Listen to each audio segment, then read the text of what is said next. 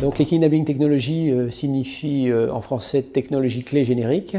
Ce sont des technologies qu'on voit rarement dans les produits, mais elles sont à la base de tous les produits de la vie courante et beaucoup de produits du futur, pratiquement tous les produits du futur.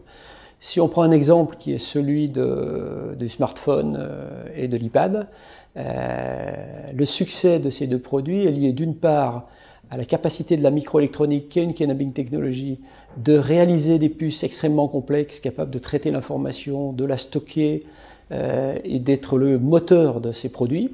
La deuxième Key Enabling Technology que vous avez dans ces produits-là, c'est celle qui concerne la prise d'image, où on a des capteurs d'image, on a des optiques miniaturisées, c'est ce qu'on appelle la photonique, qui est une deuxième Key Enabling Technology, et puis l'autonomie de ces objets qui sont de plus en plus nomades est liée d'une part à la faible consommation des composants dont on vient de parler, mais également à la capacité des batteries.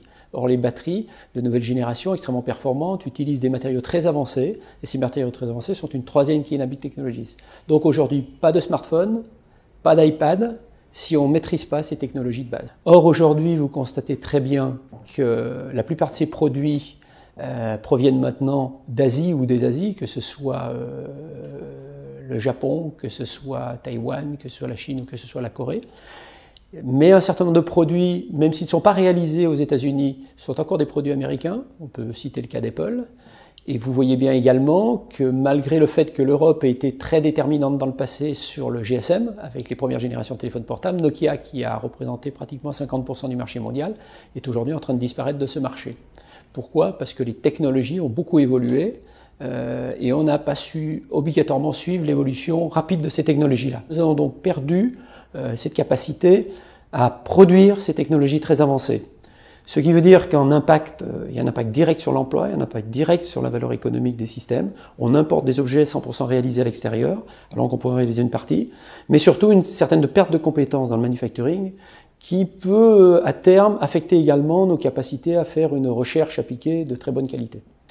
Donc finalement aujourd'hui, il faut qu'on installe en Europe une vraie volonté politique, suivie d'une vraie stratégie industrielle, et d'une manière non naïve, c'est-à-dire assez réciproque. Il faut qu'on offre aux entreprises les mêmes conditions de développement et de production en Europe que ce sont dans ces pays. Et c'était bien tout l'enjeu du groupe de haut niveau sur les Key Enabling Technologies que j'ai animé au niveau européen. Le premier constat très important qu'on fait quand on compare l'Europe à ses grands compétiteurs mondiaux, c'est qu'on a une science de très très haute qualité, mais on n'est pas capable de transformer facilement les inventions issues de la science en réalité économique, c'est-à-dire des capacités de production de produits et une installation très significative sur le marché. Il y a une étape intermédiaire qui est essentielle, qu'on appelle ligne pilote, production pilote, démonstrateur, premiers essais de déploiement, qui permettent de faire des produits sur une nouvelle technologie et ces produits de les tester auprès des utilisateurs pour voir s'ils sont adaptés et ensuite de pouvoir monter en production de masse. Cette étape-là, aujourd'hui, elle est très très prisée dans les différents pays et chacun amène des aides publiques très considérables pour capter cette partie-là. C'est-à-dire qu'une partie de la science européenne est actuellement captée par des pays qui ne sont pas européens et qui mettent en œuvre cette technologie-là. Donc on a beaucoup insisté pour qu'on soit capable en Europe de mettre en place cette phase intermédiaire entre la technologie et puis la production de masse. Donc on a proposé des nouveaux types de financement qui puissent adresser ces fameuses lignes pilotes, ces fameux démonstrateurs et cette phase intermédiaire dont je parlais précédemment.